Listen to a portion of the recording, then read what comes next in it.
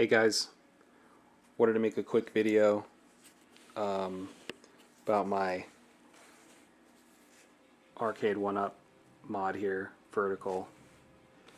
Some things have been done before. A couple things I feel like are kind of unique.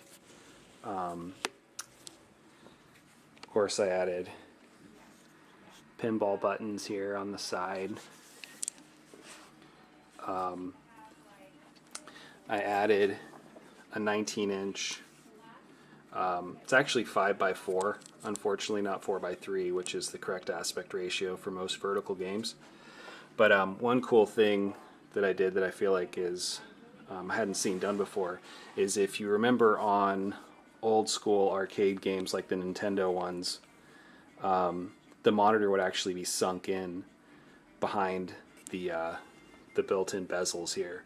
So the monitor is a bit recessed. I don't know if you can tell, but it kind of adds a cool depth to the gameplay experience. Another thing with a lot of those old school vertical games is they used just up, down, left, right, Pac-Man and whatnot.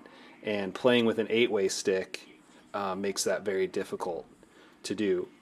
I was trying to do this as inexpensively as possible, so I got one encoder, one USB encoder, and hooked up 2 joysticks. This won't work with Raspberry Pi from what I could tell. I couldn't get that to work, so I'm using a PC I had laying around running CoinOps Forgotten Worlds for PC. It's pretty awesome software. I highly recommend you guys check it out. But I was able to map out 2 joysticks. This is an 8-way, which I added, and this is the 4-way. So it works great for shoot 'em ups. You know, I'm still able to use this, and if I'm going to play a Pac-Man or Donkey Kong, what have you, I can use the 4-way on the fly. Either one will work. I just didn't want to drill a lot of holes, so I just, for now, have this as basically A, B, shoot, bomb, jump, whatever, and seems to work pretty well. So I was able to do that all off one encoder and still add my pinball buttons, and had these buttons left over from a previous Street Fighter mod. But so yeah, a couple things unique about this cabinet, like I said, that I hadn't seen, is that recessed monitor, the 8-way stick, and I just added a second monitor for pinball. So let's see, I'll load up a game here.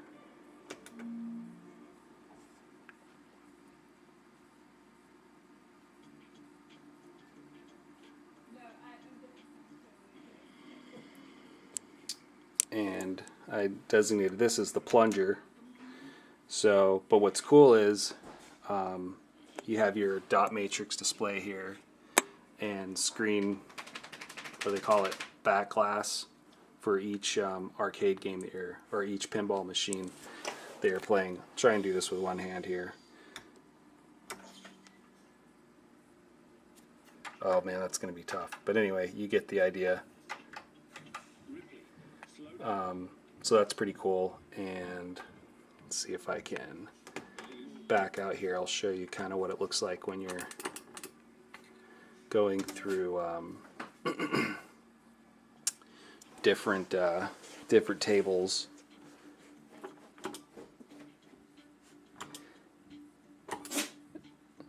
Has your back glass for each table. I'm not sure how clear this is because I'm having to manual focus this camera, but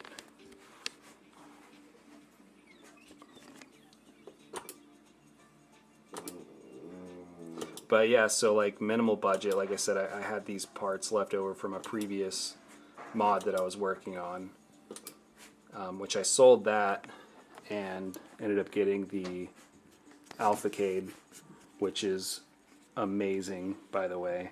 Highly recommended. The sticks and buttons are amazing, and really should be a different video. This, I actually have a second monitor set up, so like if I'm gaming and we're watching fights or whatever on the big screen over there, we can still be over here and and watch fights, or you know, whatever we're doing, game. This is still stock over here, but yeah, great running PC on that and CoinOps as well. This I actually really wanted to do a 16 by 10 screen, not 16 by 9, as the 16 by 10 is a really good balance between you know, those old school games or the 4 by 3 screen aspect ratio, and using a 16 by 10 screen is a little bit taller than your 16 by 9, so it actually looks pretty natural. It doesn't really look distorted on a 16 by 10 like it would on a 16 by 9, and yet it still fills the full screen. So this is a 22-inch display. I unfortunately wasn't able to fit that in there with the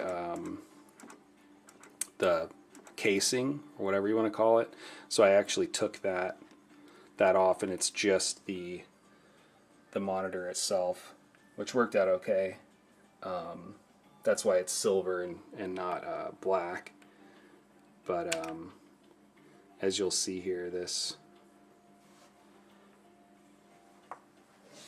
fits pretty well and doesn't look weird. Got the volume off, as you can tell.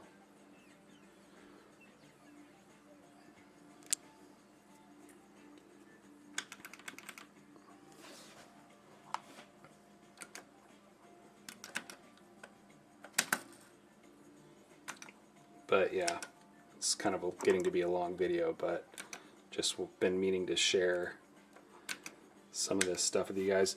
One other thing I did, let's see if I was going to mention about this cab.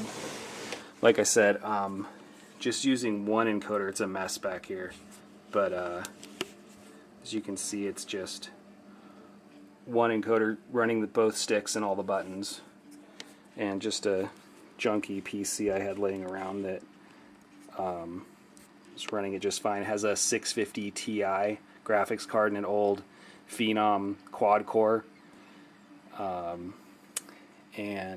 yeah, so I didn't even like bother mounting the screen. I just left it on the stand, and works pretty well. I can take it in and out, move it around as needed.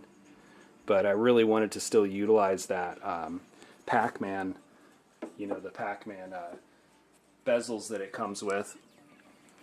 But then I've seen some other people do this as well. I added a platform here, which I happen to have in my garage, and it was like the perfect depth, but not quite wide enough, which actually worked out because I could run cables on either side. But this is actually loose in here. It's not attached, so I can remove it pretty easily if I want. So what I did is just add like a 1x2 board, screwed it in with a few screws so that it sets on that, so nothing's actually mounted other than that little board, so this can pop right out. Let's see what else.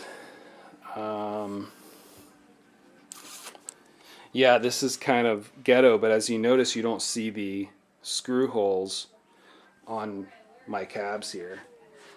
And literally Dollar Tree had price tag stickers in different colors.